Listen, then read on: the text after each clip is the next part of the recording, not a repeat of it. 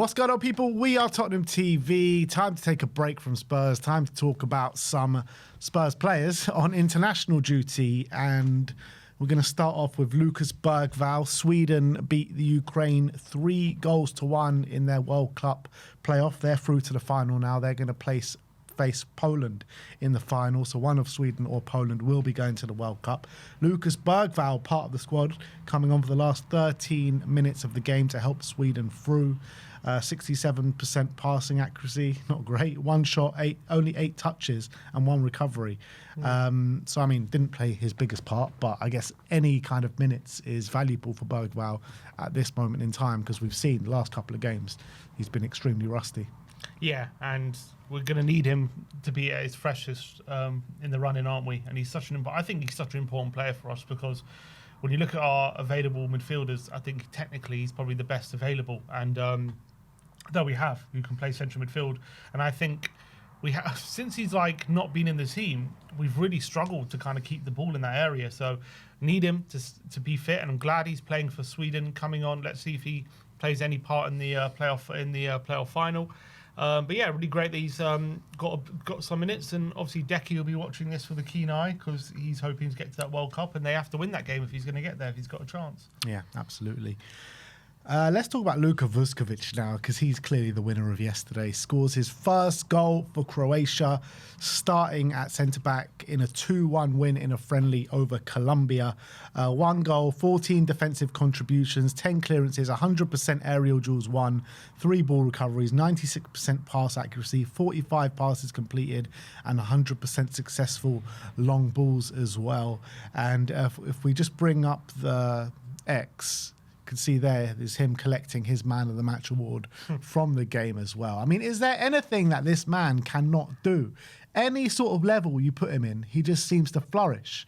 And he now becomes the 2nd youngest ever player to score for Croatia as well. So overtaking Ivan Rakitic and Josko Gvardiol. Not by much though, by a couple of months each of them, but still, he is the 2nd youngest scorer ever for Croatia. And the goal, it wasn't a header or anything, it was a shot from about 35 yards, which, look, it did take a cruel deflection for the keeper, but they all count, as they say. But you can see his confidence, because you can, as you see, he lines that one up, he strikes it with his left foot, so it's his weaker foot, but he doesn't mind that. He's clearly very two-footed, and he's got great technique. We've seen him in the highlights, especially when he was playing in Belgium. He likes a shot from range, and he's got a really good shot technique. He gets a lot of dip on them, gets a lot of power on them.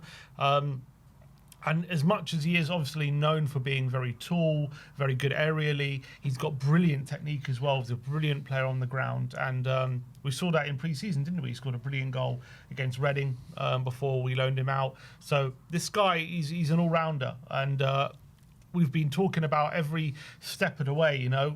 He's keeping new challenges, new things to surpass, and he passes it with flying colours every single time, doesn't he? And then now it's his debut, first start for Croatia, and he gets a goal within 10 minutes or whatever it was. Incredible from him, and man of the match. Just shows the talent we have on our books from Vuskovic. And it's mad to think, when we announced we signed him at 15, I think, when we signed him.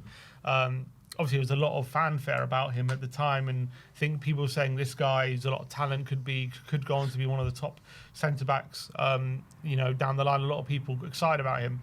Well, everything that's happened since has just heightened that excitement, hasn't it? And I just really hope that we get to see him in a Spurs shirt sooner rather than later. Yeah, I feel like he's one of those. He's a rare example. Because you see a lot of, particularly at Spurs sign a lot of players at 15, 16 and hardly ever go on to kind of realise that potential. And this guy, we've signed him at that age, and the development of him, get year by year, club by club, country by country, it's just astonishing. Mm-hmm. It really is just astonishing.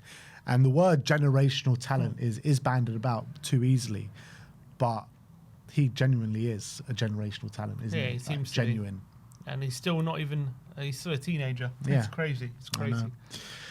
It wasn't a great night for Radu Dragushin and Jamie Donnelly as Radu and Romania lost 1-0 to Turkey in their World Cup semi-final. So Radu will not be going to the World Cup. He played 90 minutes, 71 passing accuracy, 1 tackle, 1 block, 5 clearances, 3 headed clearances and 1 recovery.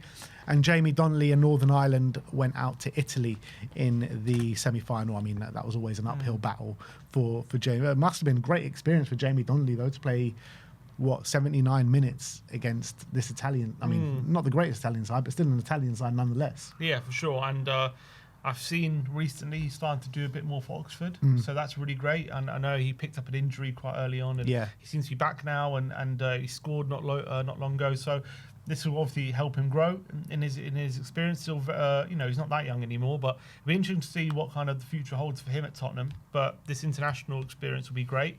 Obviously, if we do get relegated, I'm sure he'll be back at Tottenham and he'll be one of the players called upon. But it's interesting to see what the end of the season holds for him, because it's been a weird season for him, hasn't it? Yeah, look, it's been very stop and start. Obviously, the first loan was horrific for him.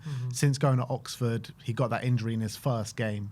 Since coming back, he really has, he started every game, I think, and he's making a real impact, and he's kind of rediscovering that connection with Will Lancashire for Oxford. So, yeah, I'm definitely keeping a close eye on him, that's for sure.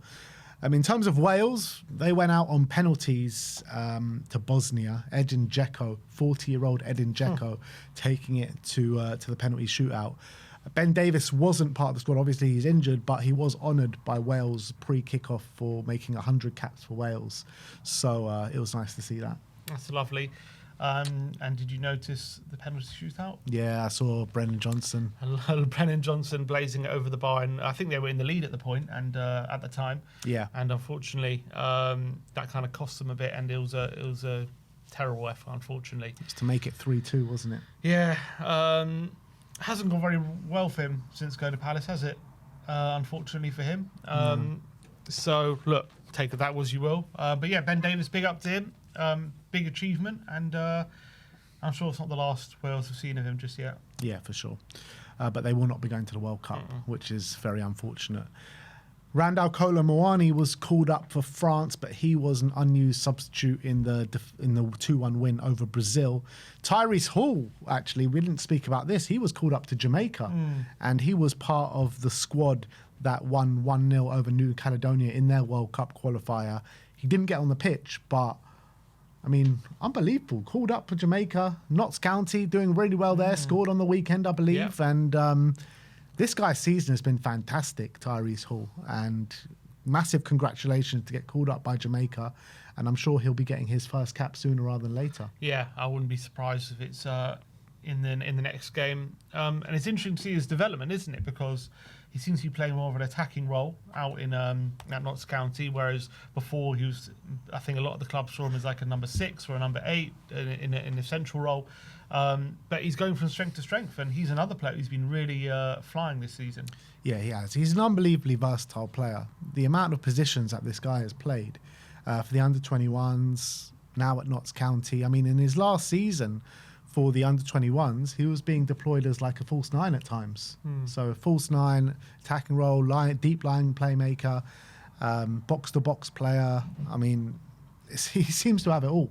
He seems to have it all. So let's just hope this development can keep going from strength to strength, because that's exactly what it's doing right now.